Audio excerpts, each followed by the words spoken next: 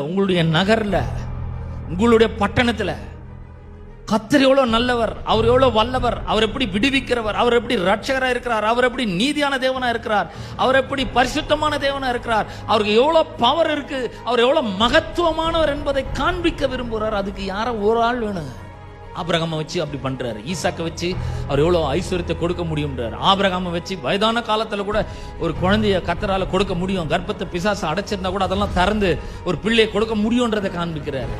ஈசாக்கு மூலமாக அவனை ஆசீர்வதிக்கிறது மூலமாக, அவன் தோண்ட நேரத்துல துறவுலாம் தண்ணீர் வந்தது மூலமாக அவர் எப்படி ஆசீர்வதிக்கிறவர், இடங்கொண்டு பெருக செய்கிறவர் என்பதை உலகத்துக்கு காண்பிக்கிறாரு. அப்ப நான் சொல்றேன், உங்க ஏரியாவில், உங்க தெருவில், உங்க குடும்பத்தில் கர்த்தர் உங்களை தெரிந்தெடுத்திருக்கிறார். உங்க மூலமா அவருடைய நன்மை, அவருடைய வல்லமை, அவருடைய மகத்துவம் இந்த உலகத்துக்கு தெரியப்படுத்தணும்.